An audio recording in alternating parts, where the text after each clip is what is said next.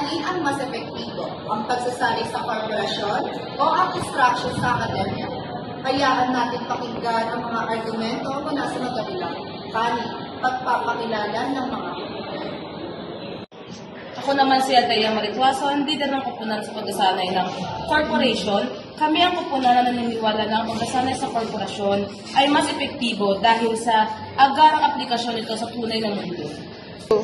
Ako naman si College leader ng koponan ng instruction ng akademya. Kami naman ay naninindigan na ang instruction sa akademya ay bibigay ng mas malalim at komprehensibong pag-unawa na kinakailangan para sa pangmatagalang tagumpay. Ako po ba sa sarili, kukunan ng pagsasanay sa korporasyon.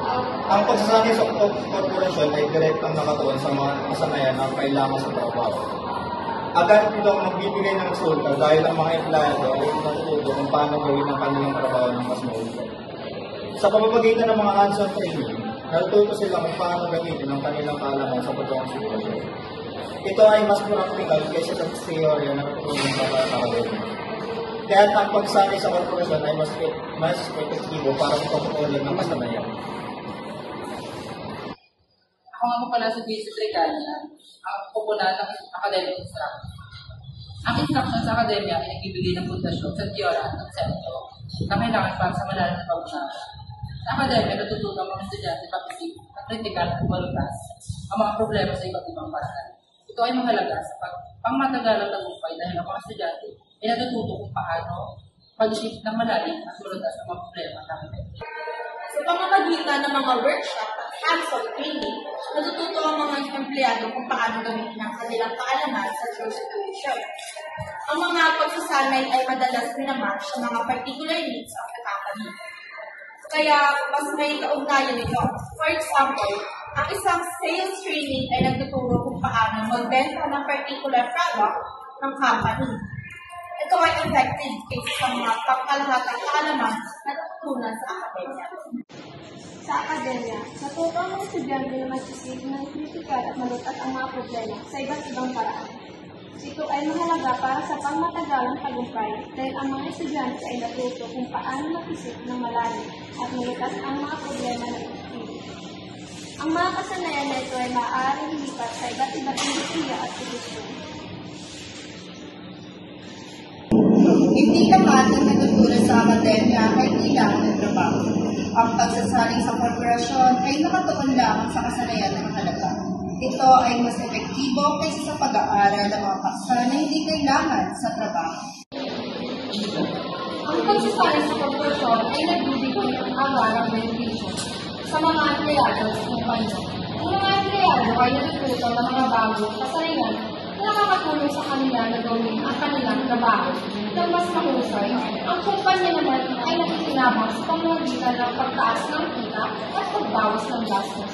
Kaya ang pagsasanay ng korporasyon ay isang win-win situation para sa lahat. Ang edukasyon sa akademya ay nagbibigay ng kredibilidad at reputasyon na maaaring magbukas ng mas maraming oportunidad. Ang mga empleyado na may edukasyon sa akademya ay may mas malamang na makakuha ng trabaho at umunlad sa kanilang karera. Ito ay mas mahalaga kaysa sa pagkatuto ng mga partikular na kasanayan. Bagaman mahalaga ang teorya, hindi ito sapat kung hindi ito may sasagot. Ang pagsasanay sa korporasyon ang nagbibigay ng practical na aplikasyon. Ang mga empleyado ay natututo kung paano gamitin ang kanilang kaalaman sa totoong sitwasyon. Ito ay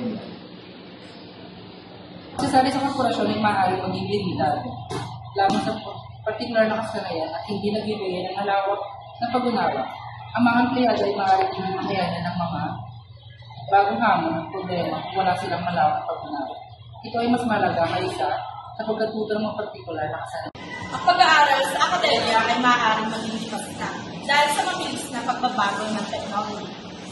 Ang pagsasanay ng korporasyon ay laging napapanahon dahil ito ay nakatuon sa mga kasalukuyang kasanayan na kailangan sa trabaho.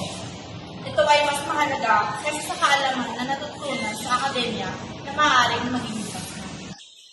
Ang edukasyon sa akademya ay nagbubukas ng mas maraming oportunidad sa karera dahil sa malawak na kaalaman na natututunan. ang mga estudyante ay matututo ng iba't ibang paksa na makakatulong sa kanila na makahanap ng trabaho sa iba't ibang industriya. Ito ay mas mahusay kaysa sa pagsasalit sa korporasyon na nakataon lamang sa mga partikular na kasanayan. Ang pagkasali ng korporasyon ay mas mura at mas mabilis kaysa sa mga pagkuha ng degree sa akademya. Ang mga empleyado ay maaaring matuto ng mga bagong kasanayan sa loob ng ilang araw o linggo. Ito ay mas mabilis at mas mura kaysa sa pagkuha ng degree sa akademya na kumatagal ang ilang taon. Kasanayan na natutunan sa akademya ay mas matagal kaysa sa mga kasanayan na natutunan sa pagsasanay, korporasyon. Ang mga kasanayan na natutunan sa akademya ay maaaring lumipat sa iba't ibang industriya o posisyon. Ito ay mas mahalaga kaysa sa pagkatuto ng mga particular na kasanayan na maaaring hindi na kailangan sa hinaharap. Ang mga empleyado ay mas motivated na matuto sa isang makaliguran ng korporasyon dahil nakikita nila ang agarang benepisyo sa kanilang trabaho. Ang mga empleyado mas motivated na matuto kung nakikita nila na ang kanilang natututunan ay makakatulong sa kanila na gawin ang kanilang trabaho ng mas mahusay. Ito ay mas mahirap gawin sa akademya. Sa kabuuan, ang instructional academia ay nagbibigay ng mas malalim at komprehensibong pag-unawa na kinakailangan para sa pangmatagalang tagumpay o paglago. Dahil isang moderator, may katanungan ako sa dalawang panel. Watson, dapat mahalaga sa iyo ang corporation training. May katanungan ako sa dalawang panel. Watson, bakit mahalaga sa iyo ang corporation training? At sa iyo naman, Naganya, paano sila sa buhay academic instruction? Ang pagbuhay o ang mga kagaling instruction sa pamamagitan ng mawis sa pagsunod sa mga direksyon ng teacher.